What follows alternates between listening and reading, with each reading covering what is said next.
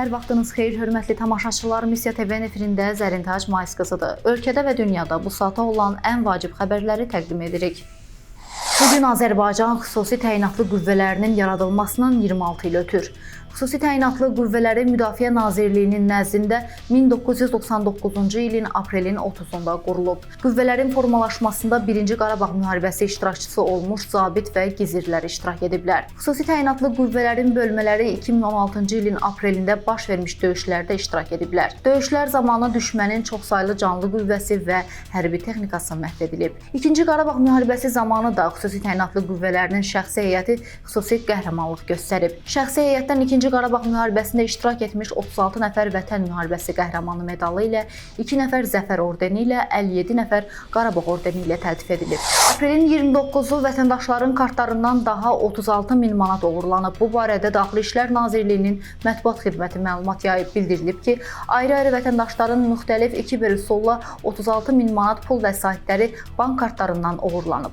Nazirlik vətəndaşları kartın üzərindəki CVV, CVC kodu, SMS vasitəsilə göndərilən OTP kodu, sistemlərə giriş üçün lazım olan login və şifrələri, kartın PIN kodu kimi müxtəlif məxfi məlumatları başqaları ilə bölüşməməyə çağırıb. Azərbaycan Qida Təhlükəsizliyi Agentliyi ilə İranın Baytarlıq Təşkilatı arasında transsərhəd heyvan xəstəlikləri ilə mübarizə sahəsində əməkdaşlıq haqqında anlaşma memorandumu imzalanıb.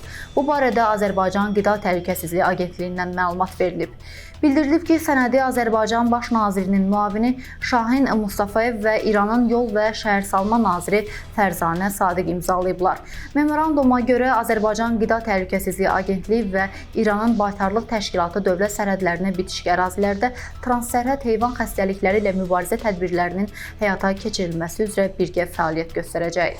Qusarda itkin düşən 84 yaşlı kişinin meyiti tapılıb. APA xəbər verir ki, aprelin 26-sında evdən çıxıb geri qayıtmayan 84 yaşlı Qusar sakini Arif Uluxanovun meyiti yaşadığı evin yaxınlığında arxda aşkarlanıb. İlkin məlumata görə meyitin üzərində hər hansı xəsarət olmayıb.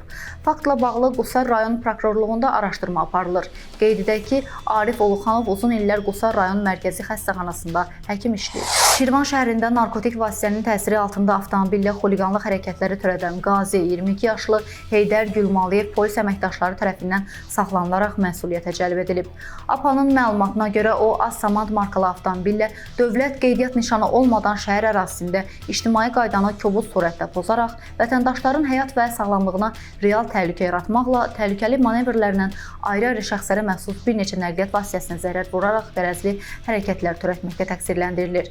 Törətdiyi hərəkətlərinə görə saxlanılan Gülmaliyev barəsində Cinayət Məcəlləsinin xuliqanlıq maddəsi ilə cinayət işi başlanılaraq istintaq aparılır. Ukrayna prezidenti Volodimir Zelenski və ətrafı sülh səylərinə zərbə vurur. Missiya xəbər verir ki, bunu Rusiya Xarici İşlər Nazirliyinin rəsmi nümayəndəsi Mariya Zaxarova deyib. Bankova canlı efirdə sözün əsl mənasını terror aktları planlaşdırdığı halda Kiyev rejimi tərəfindən hansı atəşkəslərdən danışmaq olar deyə Zaxarova bildirib.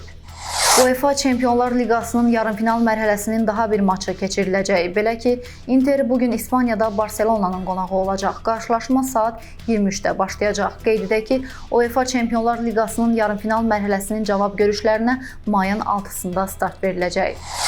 Belə hörmətli tamaşaçılar, ən vacib xəbərləri diqqətinizə çatdırdıq. Siz isə YouTube kanalımıza abunə olmağı unutmayın ki, videolarımızı operativ şəkildə izləyə biləsiniz. Sağ olun, salamat qalın.